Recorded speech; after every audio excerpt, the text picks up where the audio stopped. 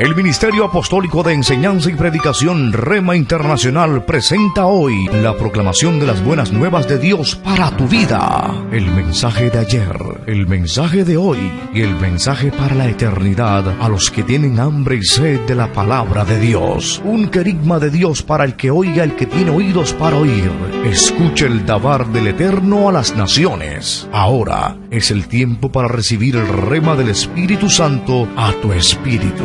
Escuchemos con fe la memra del Señor para el alma. Vamos a tomar como base en el día de hoy en la carta del apóstol Pablo a los Gálatas, capítulo 5, versos 19 y 20. Leemos la palabra de Dios en Gálatas, capítulo 5, versos 19 y 20. Dice la palabra de Dios: ahora bien, las obras de la carne son evidentes.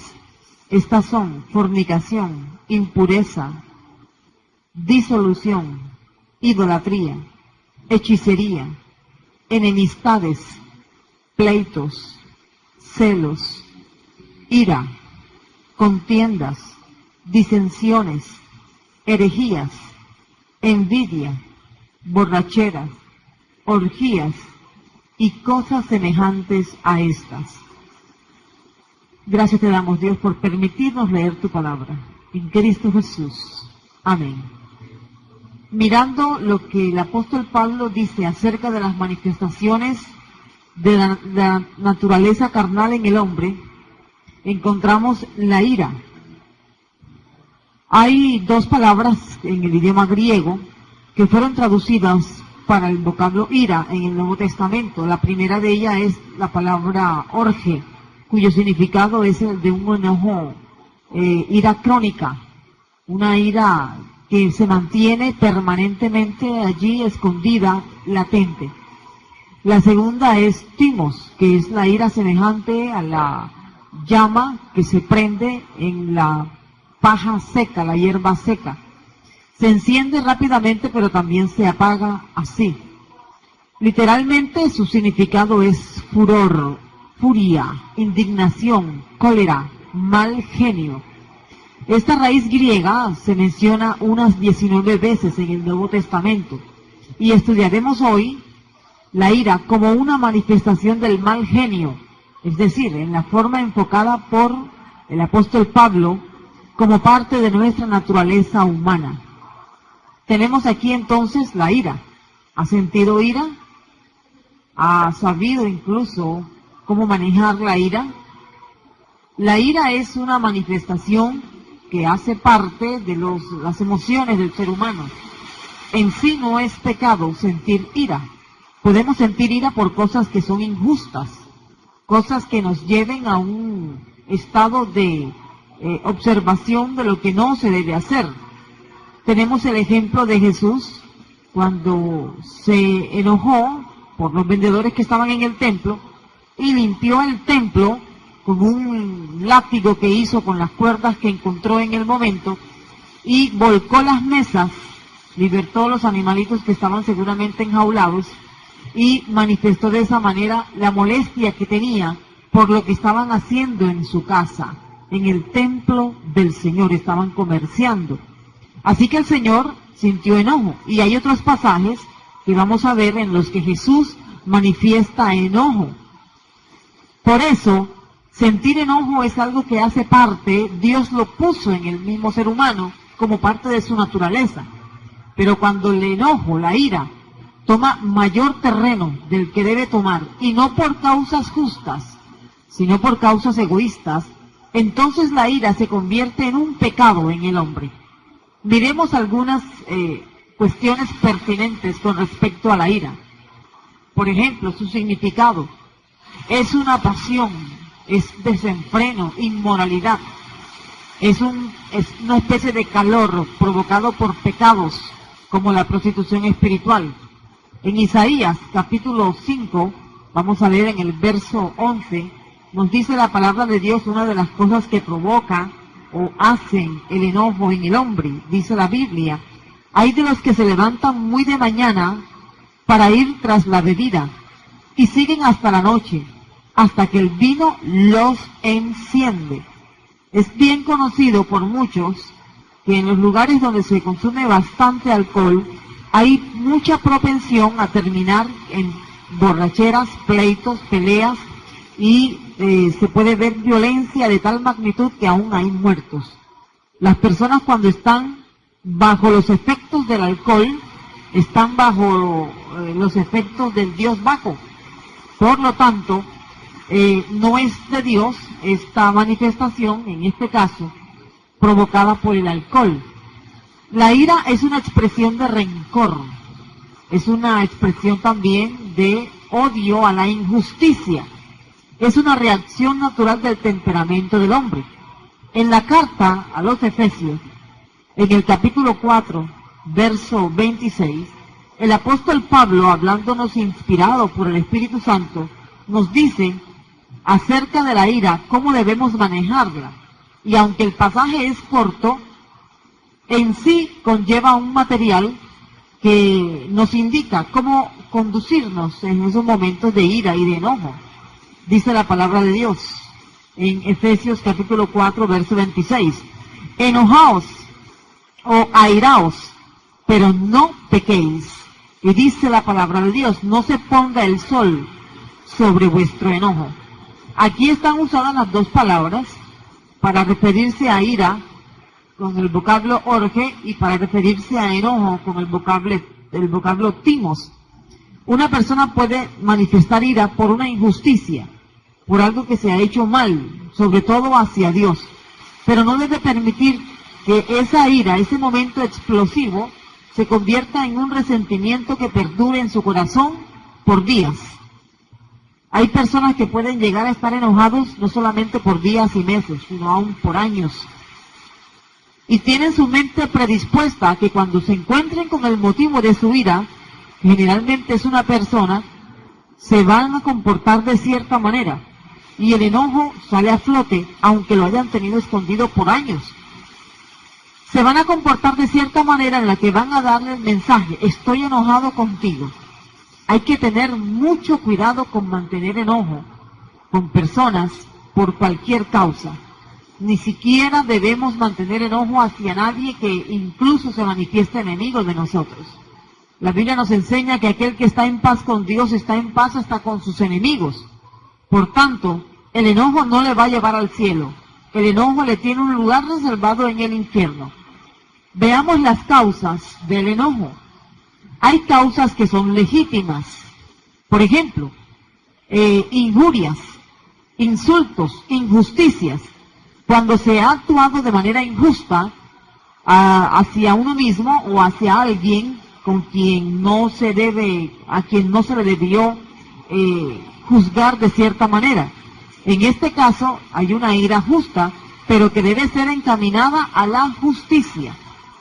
No debe llegar al punto en que se acumule y comience entonces a crecer esa raíz de amargura que con el tiempo se convertirá ya no en una raíz, sino en un árbol de amargura y contaminará a muchos. Otra causa es la maldad de otras personas que amenazan nuestra seguridad. Por ejemplo, cuando vemos las noticias y vemos lo que algunos grupos al margen de la ley hacen en contra de otras personas, eso nos causa cierto enojo, nos causa molestia y la manifestamos con ira. Es hasta cierto punto natural que una persona sienta ira cuando estos actos criminales se ven.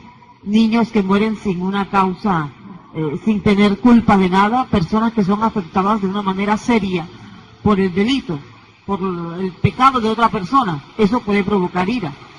Y son causas legítimas.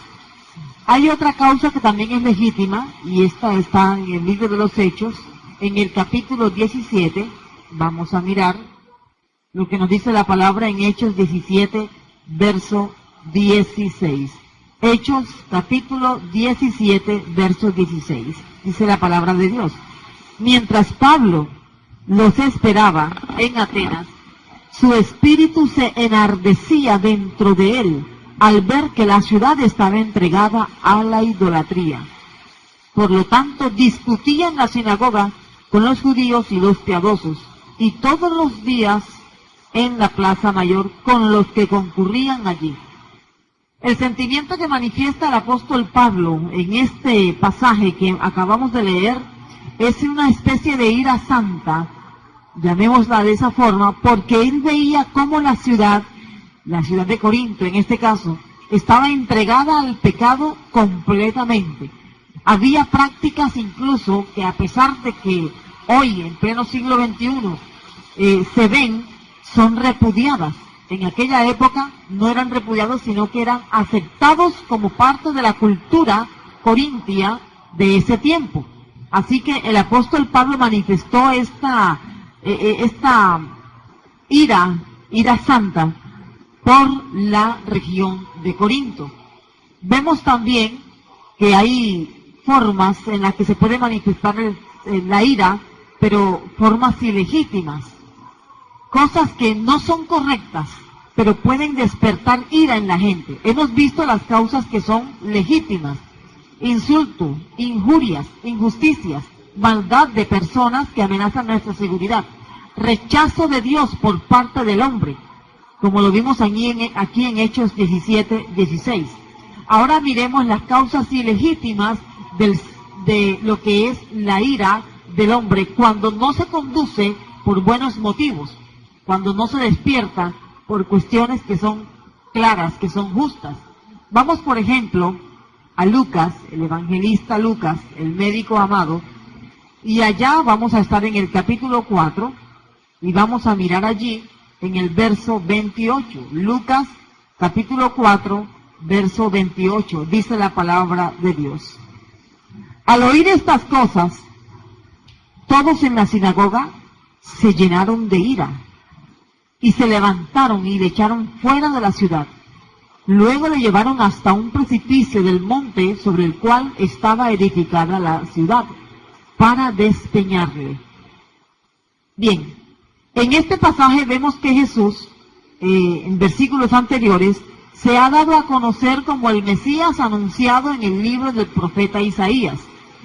Y después de anunciarse, la sinagoga, prácticamente todos los que asistían a la sinagoga, estaban tan llenos de ira, dice el verso 28, Lucas 4:28, tan llenos de ira que arremetieron contra Jesús, lo agarraron, lo echaron fuera de la ciudad, y no solamente lo echaron, sino que estaban tan llenos de ira que se cegaron y querían tirar el cuerpo de Jesús, despeñar a Jesús por el precipicio que había en la ciudad donde estaba el límite, la parte limítrofe de la ciudad, en este caso era Nazaret. Mire hasta dónde puede llegar el celo fanático de una persona. En el día de hoy, en este momento quiero aprovechar, cuando nosotros nos encontramos con personas que piensan diferente a lo que nosotros predicamos, ellos piensan diferente tal vez porque han tenido una enseñanza basada en un libro que no es la Biblia, puede ser cualquier otro libro que infunda un tipo de fe que no es la fe que enseña la Biblia. Estas personas defienden con un furor y con ira y llegan al punto de la violencia su posición. Nosotros, en cambio, no somos así. Cuando nosotros nos ponemos de pronto que haya que defender nuestra fe, defender al Señor es inútil. Al Señor no hay que defenderlo. Lo que tenemos que defender es aquello en lo que nosotros creemos.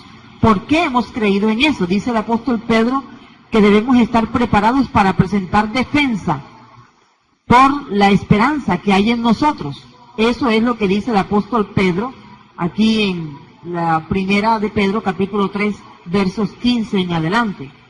Ahora, cuando nosotros nos proponemos a defender esa esperanza que tenemos, tal vez otros se burlen porque estamos esperando el arrebatamiento, se burlen porque creemos lo que dice la Biblia, así como está escrito exactamente. Ellos van a manifestar ira, odio, y van a tratar incluso de levantarse. Venimos de una época en que mucha gente, y hablo en especial acerca del catolicismo que había recalcitrante en el país cuando llegó el Evangelio a Colombia, muchos dieron muerte a personas que predicaban el Evangelio. Y estoy hablando solamente aquí de Colombia. Incluso las autoridades, llenas de ira, dieron muerte a muchos pastores y a familias pastorales por causa de la predicación del Evangelio por primera vez aquí en Colombia. La fe que nosotros tenemos, la fe que nosotros predicamos, no nos debe llevar a odiar las personas que no practican la fe que nosotros predicamos. Más bien nos debe llevar a sentir compasión, a sentir misericordia, porque son personas que están ciegas. Su entendimiento ha sido nublado por el enemigo, para que no puedan ver la luz de la salvación y entonces participen de lo que el Señor ha prometido para todos aquellos que le buscan y que creen en Él. No debemos entonces comportarnos violentamente, no debemos sentir ira hacia estas personas que por celo fanático sí están dispuestos a llegar a la violencia, sí están dispuestos a dar muerte a las personas que no participen de su creencia. Por ejemplo, en el Islam se enseña de manera vehemente, algunos lo conocen, algunos practicantes del Islam lo saben, pero no lo hacen, otros sí lo hacen. En el Islam, todo aquel que no es islámico, según ellos, es digno de muerte, porque para ellos es catalogado como un infiel, y así lo dice el Corán. En el caso de nosotros, no manifestamos ese deseo de muerte por aquellas personas, más bien sentimos un amor misericordioso. Es el mismo amor misericordioso que siente Dios por todas aquellas personas que no conocen o que conociendo han decidido no seguir al Señor y no creer en Él y en su palabra. El celo fanático es producto de una ira diabólica, una ira que va mal encaminada, no tanto a defender a Dios, sino a defender su egoísmo. Por lo tanto, este es un tipo de ira ilegítimo. Otro tipo de ira que también podemos mirar, o mejor dicho, otro motivo de ira, está en Hechos capítulo 19. Aquí vemos en el libro de Hechos, capítulo 19, verso 28, si tiene su Biblia puede seguir allí la enseñanza. Dice la palabra que al oír estas palabras se llenaron de ira y gritaron, diciendo, grande es Diana de los Efesios. Este es otro caso de celo fanático. Y hay otro también en Hechos 17, que estuvimos leyendo los versos 16. El celo fanático puede provocar violencia, puede provocar mucha muerte.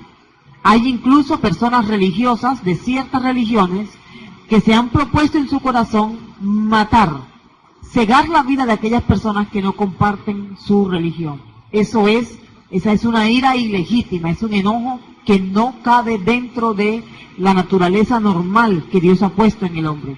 Hablemos un poquito ahora acerca del enojo divino. La Biblia habla de que Dios tiene ira. Dios tiene un enojo retenido por muchos años con aquellas personas que no son de Él, aquellos que le han negado.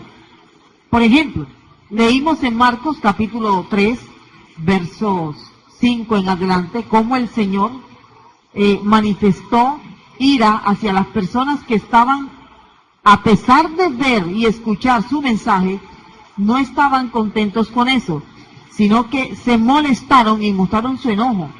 Y Jesús también mostró enojo por ver la injusticia que se estaba haciendo en el corazón de estas personas. Dice la palabra de Dios en Marcos capítulo 3, verso 5. Y mirándolos en derredor con enojo, dolorido por la dureza de sus corazones, dijo al hombre, extiende tu mano. Y la extendió y su mano le fue restaurada. Bien, este enojo que manifiesta Jesús aquí, descrito en el Evangelio de Marcos, es un enojo pasajero. Parece a la gente que estaba viendo a Jesús con su rostro tal vez duro, fuerte, como el pedernal, enojado, adolorido.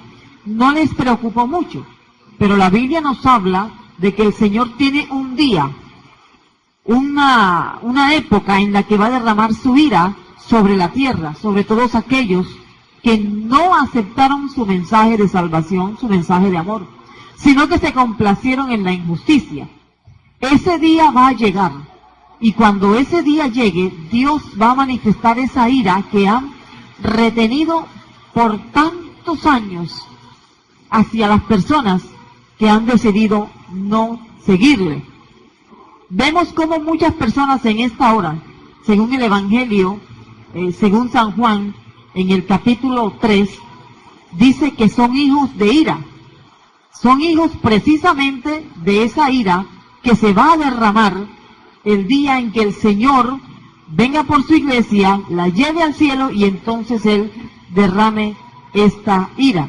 En el Evangelio según San Juan, en el capítulo 3, de los versículos 18 en adelante, allí se habla cómo los hijos que no son de Dios, que son hijos de las tinieblas, también se les llama hijos de ira, porque eso es lo que les espera. Ya han sido condenados y son hijos de ira. Cuando Dios manifiesta su ira, o cuando Dios manifieste su ira, entonces la gente se dará cuenta, el hombre en general se darán cuenta de que no está bien hacer enojar al Señor. En la Biblia hay muchas formas para describir el día de la ira del Señor. Dice que es grande, un día muy grande, y dice también que es terrible. Dice también que es un día en el cual todo temblará, los montes se derretirán ante la ira del Todopoderoso. Por eso, hermano, no provoquemos a ira al Señor, más bien mantengámonos unidos, mantengámonos en ese sentir de conocer la palabra de Dios, de estudiarla, conocerle a Él, agradarle, para que Él no derrame su ira sobre nosotros. ¿Cómo podemos vencer entonces el enojo, la ira? Bueno, en primer lugar, siendo llenos del Espíritu Santo. Si alguien me escucha y seguramente no ha decidido todavía seguir al Señor, es mejor experimentar el amor del Señor y no su ira. Para usted ser lleno del Espíritu Santo, usted necesita aceptar a Jesús como Salvador, genuinamente en su corazón. El diálogo con la persona con que le ha ofendido también es importante. Si usted ha sido ofendido por alguien y se siente enojado, no permita que ese enojo pase del día de hoy. No permita que siga creciendo esa raíz de amargura. Ahora mismo busque a aquella persona con quien usted está enojado. Hable, aclare y perdone. Esta es otra de las partes de la solución para el enojo. Usted debe perdonar. Porque si usted no perdona, entonces Dios tampoco le perdonará a usted. Y si usted no tiene el perdón de Dios, entonces usted no puede entrar al cielo, porque no ha perdonado. Lo otro que puede hacer, además de ser llenos del Espíritu Santo, dialogar con el ofensor, perdonar al ofensor, es evitar la venganza. La venganza no trae refresco, la venganza no trae alivio cuando no viene de parte de Dios. Si aquella persona que le ha ofendido prosigue cometiendo hechos en contra de su persona, en contra de su seguridad, entonces dé lugar a que Dios sea el que actúe, no lo haga usted. La Biblia enseña que la venganza de Dios es perfecta, la venganza del hombre no. Es mejor cuando Dios actúa en lugar de nosotros. El enojo no es un pecado en sí mismo cuando es manifestado por causas que son justas. Es hora de que lleguemos a un punto final. Si ha estado enojado con alguien por muchos años, hoy es el día de reconciliación. Hoy es el día de perdón. Si usted siente enojo, como tal vez en muchas ocasiones, por algo que es justo, entonces trate de mirar cómo se puede solucionar la situación y si no, póngala en manos del Señor. Pero no se mantenga en ese estado de enojo. Mire, el estado de enojo puede causar en usted úlceras, puede causar hipertensión sanguínea, colitis, cardiopatías, jaquecas, cálculos y otras enfermedades más, porque el cuerpo se afecta, porque el alma mantiene esa carga enorme de enojo en su corazón. Oremos un momento al Señor. Padre, te damos gracias. Ayúdanos a conocer tu palabra y a ser libres de todo enojo, de toda ira. Te lo rogamos, Padre, en el nombre de Cristo Jesús. Amén y amén. El Ministerio Apostólico Rema Internacional pone a disposición esta predicación. Ofrecemos ministración a simposios, seminarios, campañas evangelísticas, educación globalizada sana y de carácter interdenominacional. Escríbanos a ministerioremainternacional@gmail.com o llámenos al celular 316-270-7181.